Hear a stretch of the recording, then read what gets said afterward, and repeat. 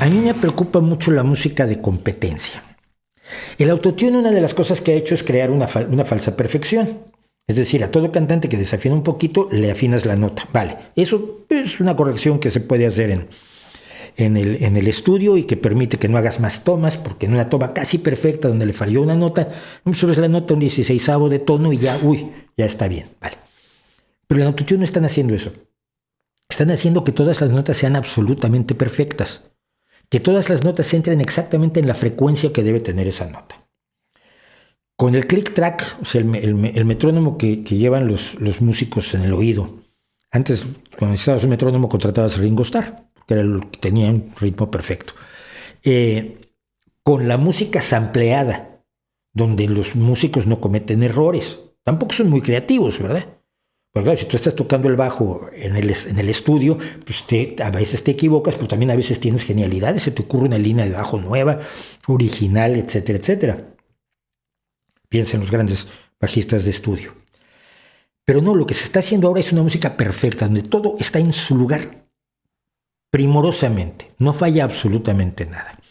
Es como las gráficas por ordenador o por computadora, las gráficas informatizadas en el cine.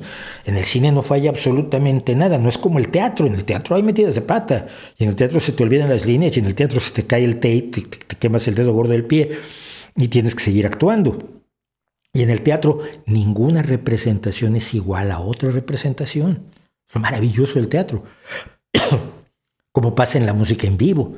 Ningún concierto es igual a otro. Si tú ves la misma canción en 16 conciertos de una banda, va a haber diferencias entre esas 16 presentaciones.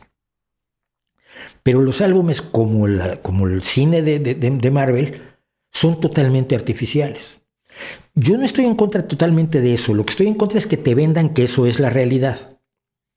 Porque luego esos mismos músicos tienen que salir al escenario y tienen que traer un autotune tienen que tener un autotune en el ordenador junto a la mesa de sonido. Porque tienen que ser perfectos, porque no pueden cometer errores. Y cuando a alguien se le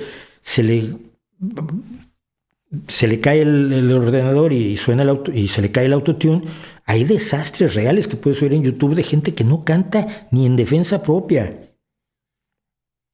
Y a la gente se le está vendiendo la idea de que la música tiene que ser perfecta.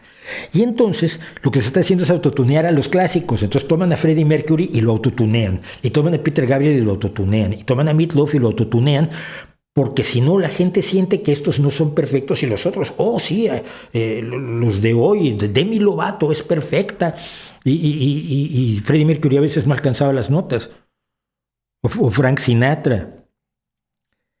Entre eso y la idea de que la competencia es a ver quién toca más rápido y quién mete más notas, creo que le estamos haciendo flaco favor a la música y tenemos que regresar a las cosas reales.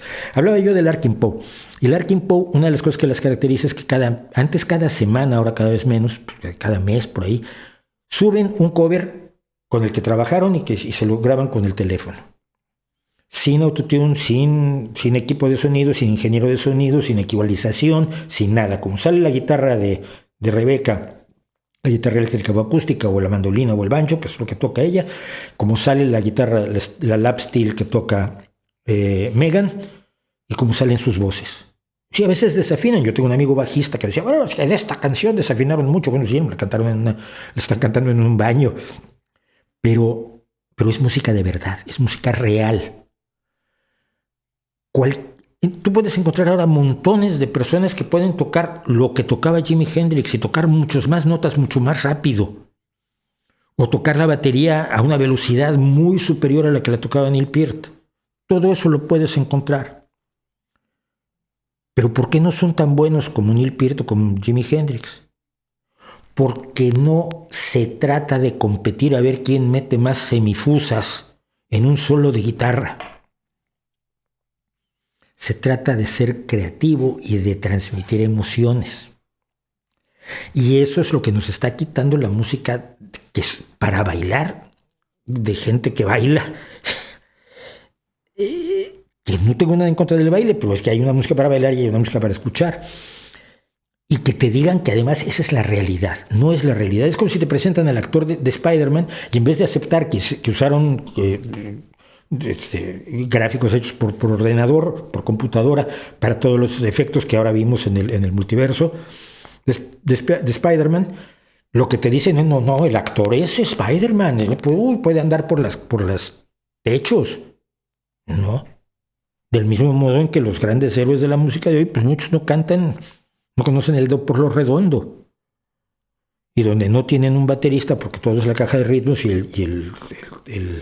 el mismo sampleo de siempre del contratiempo, del Chester, perdón, del Charles, que le llaman, al platillo de contratiempo, el mismo sampleo al ritmo del trap,